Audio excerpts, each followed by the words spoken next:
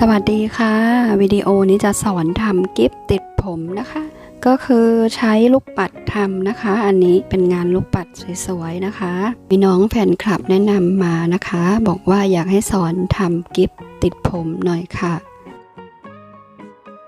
ลายนี้ก็คือเป็น2 ดอกนะคะเม็ดใหญ่ๆนั้นคือใช้ขนาด8 มิลทำนะคะ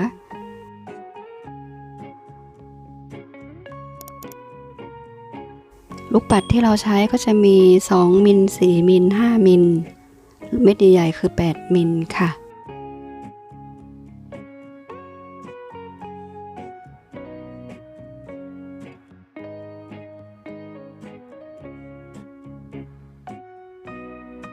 2 มิลใช้2 เม็ดนะคะ5 มิล2 เม็ดแล้วก็8 มิลนะคะ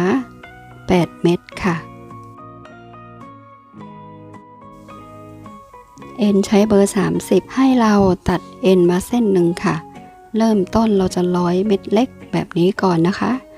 เป็นลูกปัดเม็ดทราย2 มิล3 มิลใช้ได้หมดนะคะต่อไปค่ะ5 มิล1 เม็ดไปกับเอ็นทั้ง2 เส้นเลยนะคะ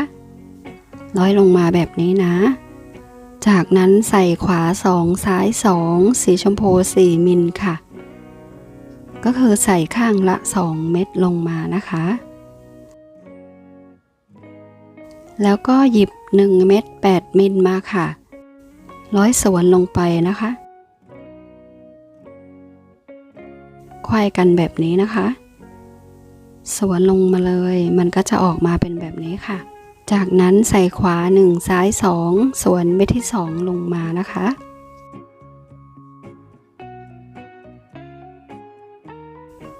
เนี่ยค่ะก็จะเป็นสีขาว4 เม็ดเรียงกันแบบนี้นะคะต่อไปค่ะ100 เม็ดสีเหลือง4 มิลค่ะร้อยลงไปกับเอ็นทั้ง2 เส้นเลยนะคะกดเม็ดสีเหลืองลงไปตรงกลางหยิบเอ็นมา1 เส้นร้อยไปที่เม็ดสีขาว1 เม็ดและเอ็นอีกเส้นร้อยไปที่เม็ดเดิมนะคะเม็ดเดียวกันเลยนะเนี่ยค่ะก็จะออกมาเป็นแบบนี้นะคะก็คือเม็ดสีเหลืองจะอยู่ตรงกลางค่ะต่อไปค่ะเส้นทางขวาให้เราร้อยข้ามไป2 เม็ดนะคะสอดเอ็นข้ามเม็ดสีขาวไป2 เม็ดเลยนะคะเอ็นเส้นทางซ้ายก็ทำเหมือนกันร้อยข้ามเม็ดสีขาวมาทั้ง2 เม็ดเลยค่ะ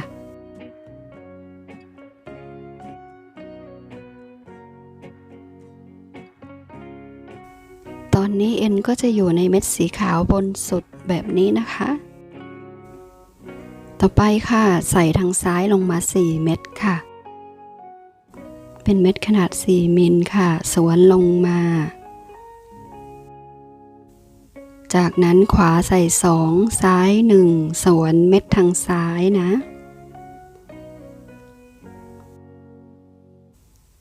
สวนลงมาให้มันเรียงกันเป็น4แบบนี้นะคะขวาใส่2ซ้าย1สวนเม็ดทางซ้ายค่ะ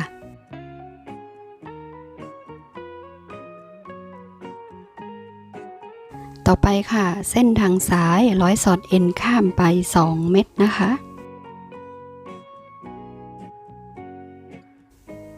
เอ็นก็จะอยู่ในลักษณะแบบนี้นะขวาใส่เม็ดใหญ่ซ้ายใส่เม็ดเล็กสวนเม็ดเล็กลงมานะคะต่อไปค่ะใส่ขวา2ซ้าย1สวนทางซ้ายลงมานะให้มันเรียงกันเป็น4 เม็ดนะคะใช้เส้นทางซ้ายค่ะร้อยสอดเอ็นข้ามไปที่เม็ดทางซ้ายนะคะจากนั้นค่ะใส่ทางซ้าย2 เม็ดนะคะใส่ให้ถูกฝั่งนะแล้วก็มัดเลยนะคะมัดให้แน่นๆเลยค่ะตรงนี้ก็จะได้ออกมาเป็นแบบนี้ค่ะต่อไปเอ็นทั้ง2 เส้นเราจะร้อยย้ายเอ็นขึ้นมาบนเม็ดสีขาวก็คือร้อยซิกแซกขึ้นไปเรื่อยๆเลยนะคะ ปมที่เรามัดต้องดึงแอบเข้าไปข้างในให้มันดูสวยๆนะอย่าให้งานเห็นปมนะคะแล้วก็ร้อยไปค่ะย้ายมาที่เม็ดสีขาว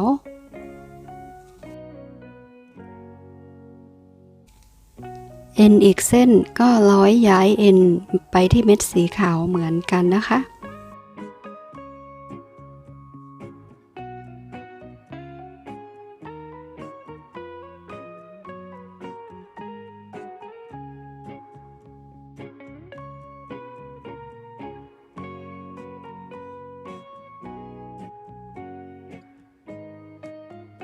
เนี่ยค่ะให้เอ็นอยู่ในเม็ดสีขาวแบบนี้นะคะเราจะขึ้นดอกที่2นะคะใส่ขวา1เม็ดซ้าย2เม็ดค่ะสวนเม็ดทางซ้ายสวนลงมาให้มันเรียงกันเป็น4เม็ดแบบนี้นะคะจากนั้นให้เราร้อยเม็ดสีเหลืองลงมากับเอ็นทั้ง2เส้นนะคะกดเม็ดสีเหลืองลงไปตรงกลางหยิบเอ็นมา1เส้นร้อยไปที่สีขาวเอ็นอีกเส้นก็ร้อยไปที่สีขาวเม็ดเดิมค่ะให้มันไขว้กันนะคะแบบนี้นะจากนั้นก็ร้อยวนไปค่ะ2เม็ดค่ะเส้นทางขวาซ้ายก็ร้อยวนไป2เม็ดนะคะก็คือร้อยย้ายเอ็นขึ้นมาเม็ดสีขาวด้านบนค่ะแบบนี้นะคะเราจะทำส่วนล่างที่เหลือตรงนี้ค่ะก็คือ2ฝั่งทำเหมือนกันค่ะใส่เม็ดทางซ้ายใส่เม็ดให้ตรงตามวิดีโอนะคะทั้งหมด4เม็ดค่ะแล้วใช้เส้นทางซ้ายค่ะร้อยย้อนลงมาค่ะร้อยเม็ดสีขาวนะคะเม็ดเล็กๆที่อยู่ด้านบนเราจะไม่ร้อยนะคะแบบนี้นะจากนั้นใส่ลงมา2ค่ะเส้นเดิมนะคะแล้วก็มัดเลยค่ะมัดให้แน่นๆนะคะตรงนี้แล้วก็ร้อยสีขาวไปดึงปมที่เรามัดแอบเข้าไปด้านในเม็ดสีขาวนะคะเอ็นทั้ง2เส้นเราจะร้อยเก็บเอ็นให้เรียบร้อยก่อนนะคะ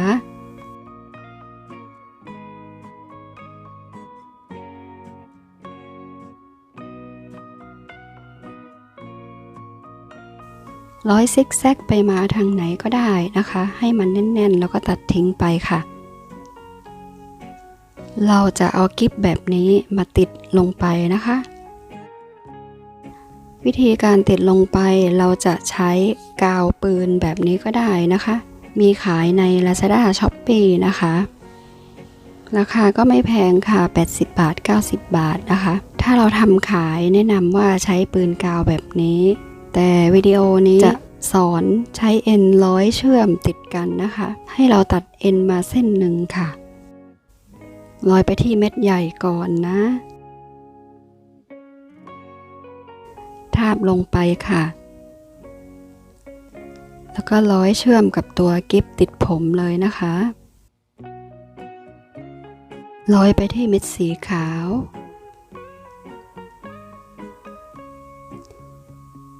แบบนี้นะคะแล้วก็ทำอีกรอบหนึ่งค่ะให้มันแน่นหน่อยนะคะแล้วก็ร้อยวนไปนะคะเนี่ยค่ะก็จะออกมาประมาณนี้นะคะต่อไปเราจะร้อยย้ายเอ็นขึ้นไปด้านบนค่ะเม็ดสีขาวด้านบนนะคะ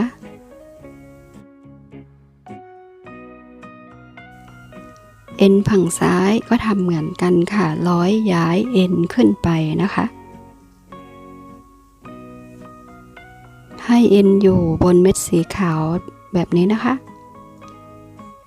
แล้วก็มัดไปอีกรอบหนึ่งค่ะ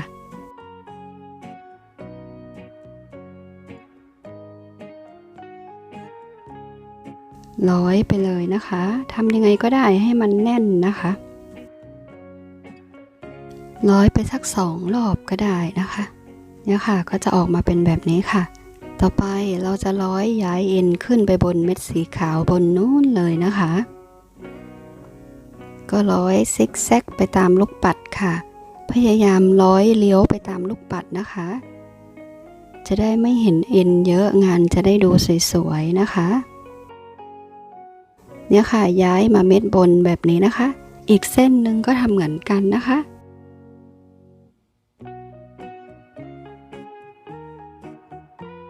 เนี่ยค่ะให้เอ็นทั้งสองเส้นอยู่บนเม็ดสีขาวแบบนี้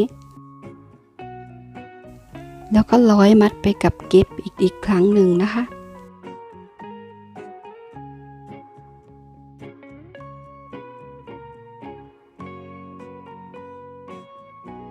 จากนั้นก็ร้อยลงมาค่ะก็คือให้เอ็นมาเจอกันแล้วเราก็จับมัดอีกทีหนึ่งค่ะไม่มีกฎตายตัวนะคะร้อยเชื่อมยังไงก็ได้นะคะ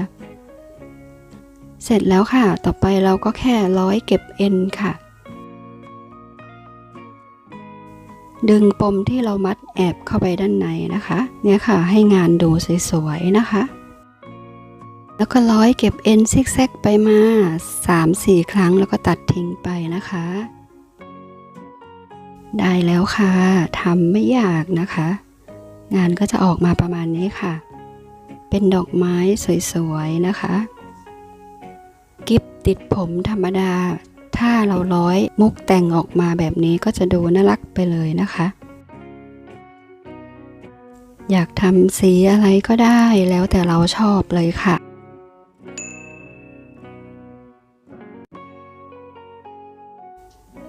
มันจะมีลายทำเยอะเลยนะคะเก็บติดผมก็เดี๋ยวจะทยอยมาลงให้เรื่อยๆนะคะวันนี้ลาไปก่อนค่ะขอบคุณและสวัสดีค่ะ